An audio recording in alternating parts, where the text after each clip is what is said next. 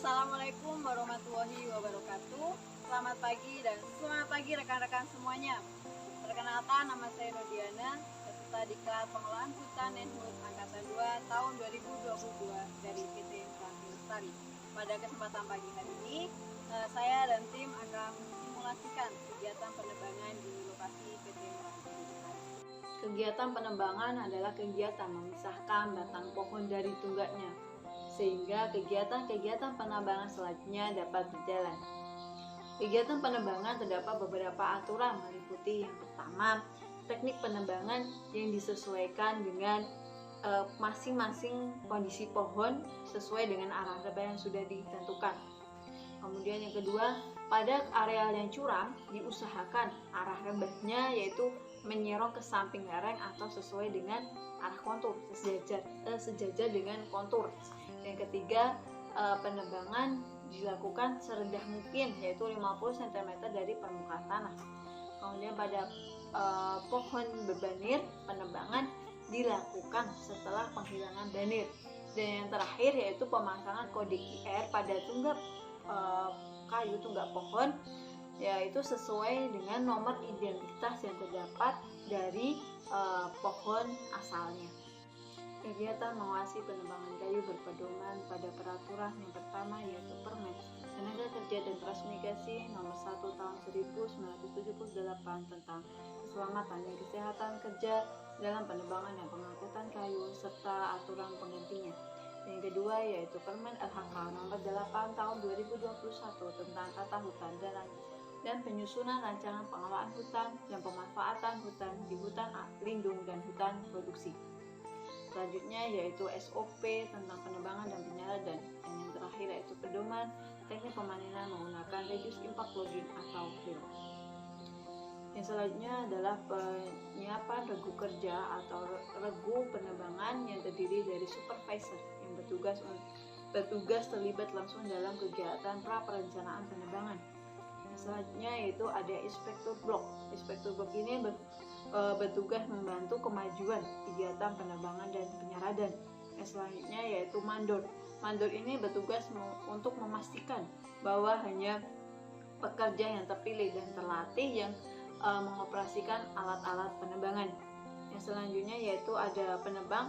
Dia bertugas untuk memelihara chainsaw agar selalu dalam kondisi aman dan baik saat digunakan nantinya. Yang selanjutnya yaitu pembantu penebang. Dia bertugas untuk membantu dalam kegiatan penebangan dan mencarikan lokasi pohon yang akan ditebang. 3 tahapan kegiatan penebangan yaitu pertama persiapan, yang kedua penentuan arah rebah, dan yang terakhir yaitu penebangan. Pada persiapan ini kegiatan yang ada meliputi pertama menyiapkan peralatan dan tenaga penebang. Yang kedua yaitu menentukan pohon ini sehat atau tidak. Terus yang ketiga yaitu memotong dan membersihkan liana yang ada pada pohon yang akan ditebang. Yang keempat itu membersihkan tumbuhan bawah yang ada di pohon. Kemudian selanjutnya itu menyiapkan rute pelarian, dan yang terakhir yaitu mengecek pohon tersebut tuh sudah ada barcode-nya atau belum. Nah, selanjutnya yaitu penentuan arah rebah. Yang perlu dipersiapkan itu yaitu menentukan titik gravitasinya. Yang kedua, mempertimbangkan ukuran pohonnya dan bentuk tajuknya. Dan selanjutnya yaitu menentukan arah anginnya kemana. Terus yang selanjutnya yaitu menentukan sektor penebangan yang tepat. Dan yang terakhir yaitu menentukan tempat terbaik untuk melakukan winching. Tahap yang ketiga yaitu penebangan. Dalam kegiatan penebangan ini adalah kita mempersiapkan teknik penebangan yang sesuai. Kemudian apabila tajuk pohonnya nanti jatuh pada strip winching, maka cabang utama dan mahkota dari pohon tersebut harus dipotong. Hal ini untuk memudahkan pada kegiatan winching. Sebelum melakukan penebangan, kami akan melakukan koordinasi dan pengecekan APD serta peralatan yang akan digunakan untuk kegiatan penebangan terlebih dahulu. Oke, untuk APD yang harus dipakai oleh operator chainsaw yaitu helm, kaos tangan, rompi, sepatu boot, kemudian dan earphone. Kemudian untuk peralatannya sendiri yaitu chainsaw dan parang yang akan digunakan. Baik, Baik, langsung saja untuk simulasi penebangan akan kita lakukan.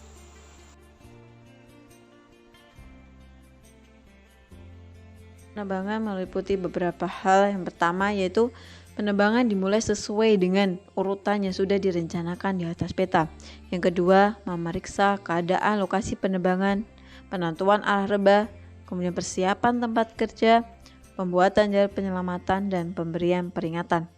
Yang kedua yaitu membuat taki rebah dan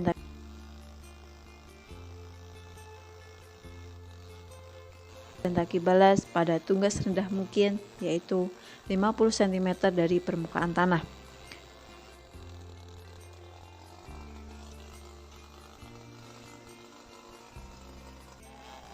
Yang keempat, membersihkan batang dari cabang-cabang dan memotong tajuk pohon. Yang kelima, membersihkan batang dari banir pohon.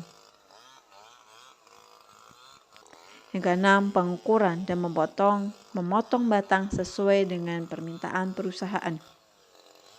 Setelah selesai kegiatan penebangan, kegiatan selanjutnya yaitu pembagian batang.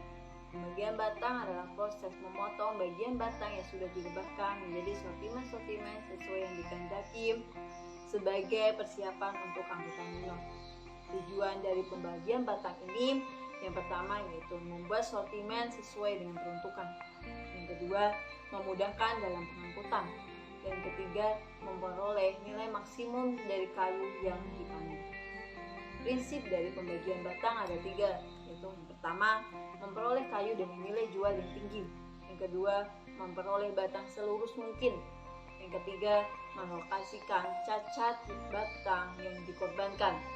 Yang keempat, mudah dalam pengangkutan sortimen-sortimen yang dihasilkan.